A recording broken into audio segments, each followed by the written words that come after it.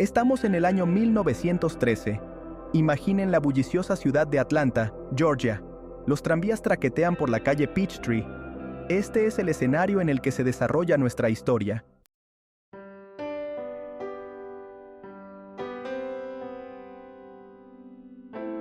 Mary Fagan era una niña de 13 años que trabajaba en la fábrica National Pencil Company.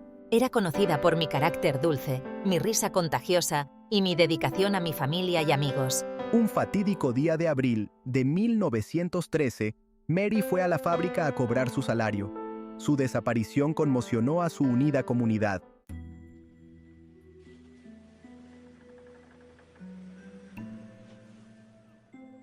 El hallazgo del cuerpo sin vida de Mary en el sótano de la fábrica National Pencil Company conmocionó a Atlanta.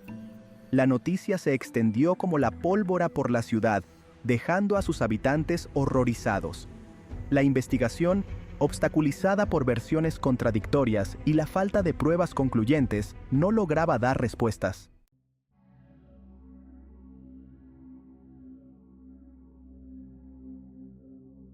La mañana del 27 de abril de 1913, un escalofrío recorrió Atlanta. En la penumbra, algo me llamó la atención. Una figura pálida yacía en el suelo de tierra. Me acerqué con cautela, con el corazón latiéndome en el pecho. La noticia del descubrimiento se extendió como la pólvora. La investigación estaba a punto de comenzar. Una búsqueda de justicia que desenterraría secretos y sacudiría a Atlanta hasta sus cimientos.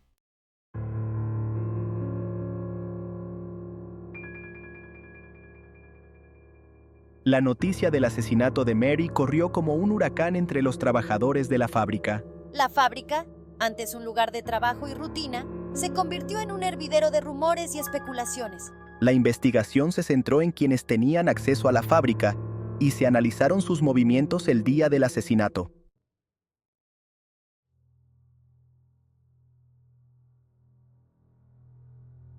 Más allá de los muros de la fábrica, la ciudad de Atlanta estaba en vilo. El asesinato de Mary Fagan había tocado la fibra sensible. Su brutalidad hizo tambalear la sensación de seguridad de la ciudad. La investigación dominaba las conversaciones, dividiendo la ciudad por clases sociales, razas y prejuicios.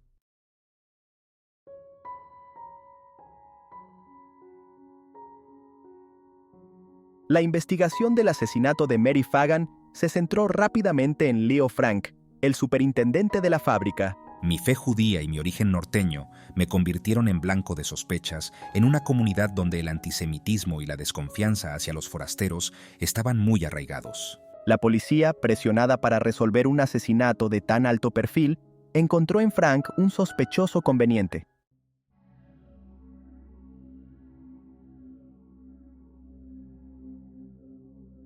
A pesar de que se centraron en Leo Frank, la investigación del asesinato de Mary Fagan no fue nada sencilla. Una figura clave que surgió en la investigación fue Jim Conley, un conserje negro que trabajaba en la National Pencil Factory. La cambiante historia de Conley, sumada a su baja posición social y a los prejuicios raciales de la época, lo convirtieron en un blanco fácil de manipular.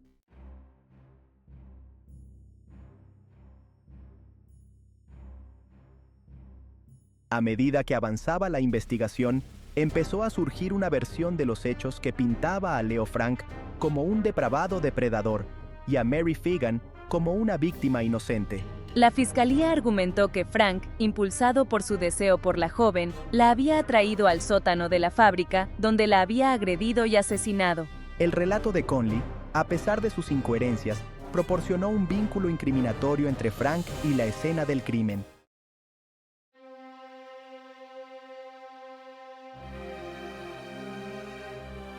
El juicio de Leo Frank por el asesinato de Mary Fagan comenzó en julio de 1913, transformando el Palacio de Justicia del Condado de Fulton en el epicentro de un frenesí mediático. La propia sala del tribunal se convirtió en un escenario, el juicio en un espectáculo que puso al descubierto las tensiones sociales y raciales que bullían bajo la superficie de la América de principios del siglo XX. La defensa, dirigida por el renombrado abogado Luther Rosser, respondió con una vigorosa defensa del carácter de Frank y un meticuloso análisis del caso de la fiscalía.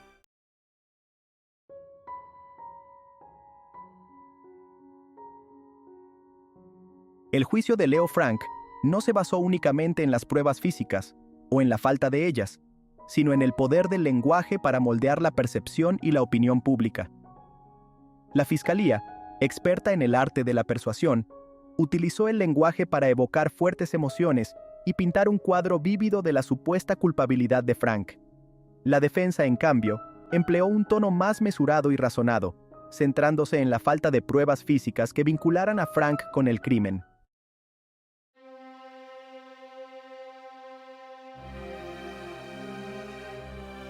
Tras semanas de testimonios, el destino de Leo Frank quedó en manos del jurado. El 25 de agosto de 1913, tras tan solo 4 horas de deliberación, el jurado emitió su veredicto culpable. El veredicto es un error judicial, un reflejo de los profundos prejuicios que infectaban el sistema legal y la sociedad en general. El juez condenó a Leo Frank a morir en la horca, la pena obligatoria para el asesinato en Georgia en aquella época.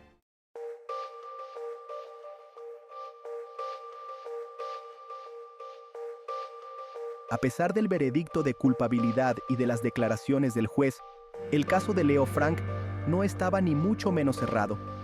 El juicio ahondó las divisiones dentro y fuera de Atlanta, dejando un legado de dudas y preguntas sin respuesta. Los partidarios de Frank presentaron recursos de apelación, impugnando el veredicto por mala conducta de la fiscalía y manipulación de testigos. Argumentaron que a Frank se le había negado un juicio justo, influenciado por prejuicios y presión popular. El proceso de apelación se prolongó durante 2 años, analizado en la Corte de la Opinión Pública. El caso se convirtió en un pararrayos para comentarios sociales y políticos. El debate trascendió el crimen, abordando justicia, prejuicios y el papel de la prensa. Mientras la batalla legal continuaba, las dudas seguían girando en torno al caso.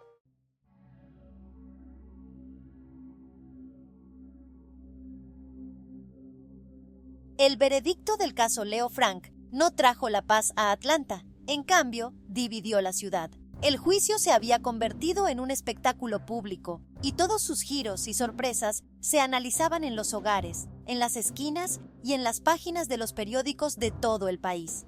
La ciudad se convirtió en un microcosmos de una nación que se enfrentaba a rápidos cambios sociales, incertidumbre económica y profundos prejuicios raciales y religiosos. A un lado de la división estaban los que creían en la culpabilidad de Frank, convencidos por la versión de la fiscalía, la información incendiaria de algunos periódicos y sus propios prejuicios contra los forasteros, especialmente los judíos.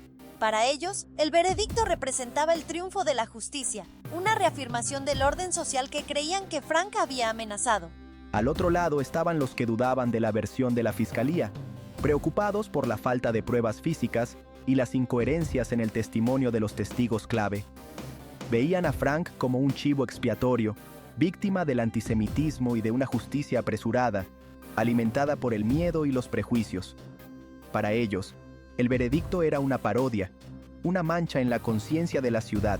Las divisiones eran profundas y separaban a familias, amigos e incluso congregaciones.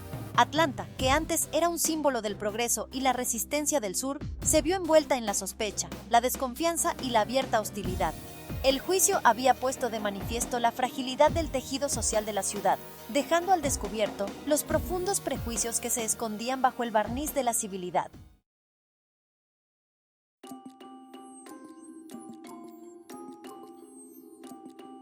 El juicio de Leo Frank marcó un hito en la historia del periodismo estadounidense, demostrando el poder de la prensa para moldear la opinión pública e influir en el curso de la justicia. El caso se convirtió en una sensación mediática, atrayendo a periodistas de todo el país que acudieron a Atlanta deseosos de narrar cada detalle del juicio a un público ávido de noticias. Sin embargo, la cobertura del caso Frank distó mucho de ser objetiva. Muchos periódicos, especialmente los del magnate William Randolph Hearst, sensacionalizaron el juicio, publicando titulares incendiarios, ilustraciones gráficas y relatos escabrosos del crimen que apelaban a las emociones de los lectores y reforzaban los prejuicios existentes. El Atlanta Journal, por ejemplo, bajo la dirección del editor Tom Watson, emprendió una campaña implacable contra Frank, presentándolo como un depravado sexual y un asesino que merecía el castigo más severo. Watson, un fogoso populista con un historial de antisemitismo, utilizó su periódico para avivar la indignación popular contra Frank, recurriendo a menudo a mentiras y distorsiones flagrantes para influir en la opinión pública. La cobertura tendenciosa tuvo un profundo impacto en el juicio. El constante aluvión de publicidad negativa creó una atmósfera de hostilidad y sospecha hacia Frank, dificultando la búsqueda de jurados imparciales e influyendo en los testigos que temían ser blanco de la mentalidad de turba que se había apoderado de la ciudad. El caso Frank puso de manifiesto los peligros del poder incontrolado de los medios de comunicación y la importancia de la integridad periodística. Sirvió como una advertencia sobre la posibilidad de que el sensacionalismo y los prejuicios socaven la búsqueda de la justicia y erosionen la confianza del público en las instituciones diseñadas para defenderla.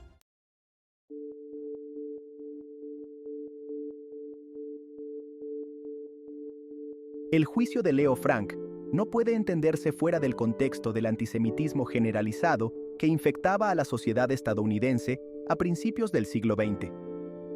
Los judíos, a menudo percibidos como extraños, eran objeto de discriminación, prejuicios y estereotipos que los presentaban como avaros, indignos de confianza y depravados sexuales.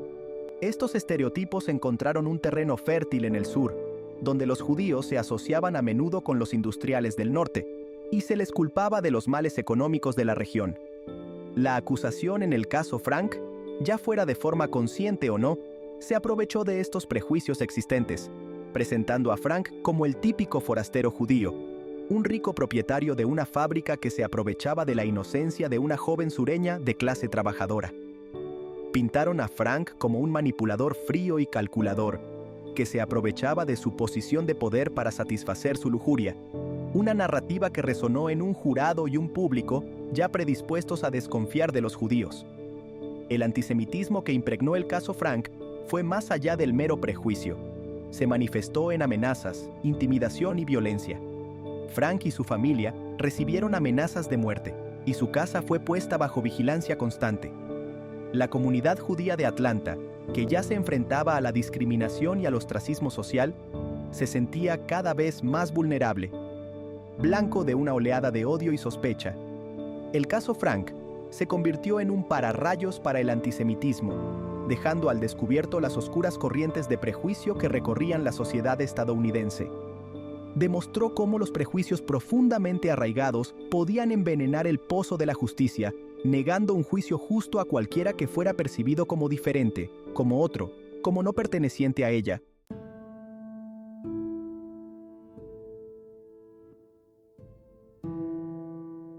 El veredicto de culpabilidad y la sentencia de muerte dictada contra Leo Frank conmocionaron a la comunidad judía de Atlanta y de todo el país.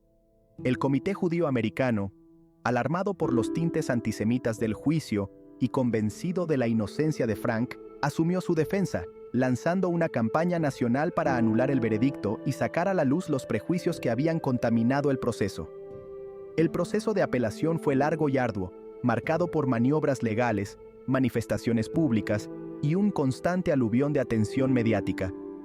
Los partidarios de Frank, encabezados por destacados líderes judíos y defensores de los derechos civiles, argumentaron que se le había negado un juicio justo, que su destino no había sido sellado por las pruebas, sino por una mezcla tóxica de antisemitismo, mentalidad de turba y un sistema judicial defectuoso.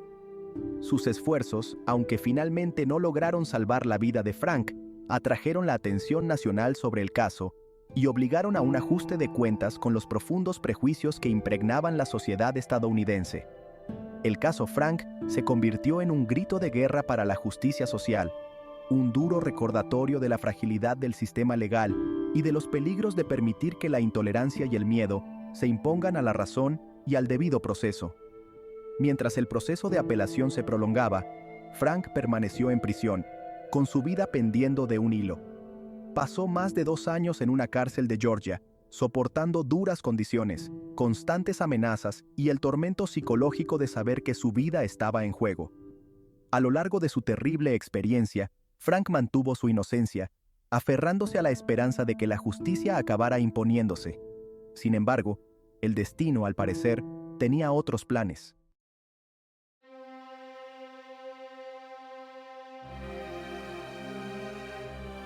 En 1915, después de que se hubieran agotado todas las apelaciones de Frank, el gobernador de Georgia, John Slayton, en un acto de valentía que le costaría su carrera política, conmutó la sentencia de muerte de Frank por la de cadena perpetua. Slayton, convencido de la inocencia de Frank y preocupado por las irregularidades del juicio, llegó a la conclusión de que la justicia exigía clemencia.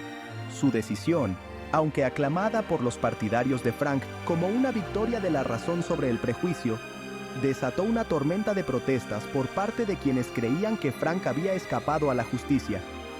La mansión del gobernador fue asediada por turbas enfurecidas, llovieron las amenazas de muerte y Slayton fue quemado en efigie. Las fuerzas del odio, al parecer, no se callarían. El 16 de agosto de 1915, un grupo de hombres armados, alimentados por el antisemitismo e indignados por la decisión del gobernador, asaltaron la cárcel donde estaba recluido Frank y lo secuestraron. Lo llevaron a Marietta, Georgia, la ciudad natal de Mary Fagan, donde, en un escalofriante acto de justicia popular, lo lincharon. El linchamiento de Frank conmocionó a todo el país, un crudo recordatorio de la brutalidad e ilegalidad que podían surgir cuando se permitía que el prejuicio y el odio se agravaran. Puso de manifiesto las entrañas de la sociedad estadounidense, revelando la fragilidad del Estado de Derecho y la vulnerabilidad de las minorías ante los caprichos de la turba.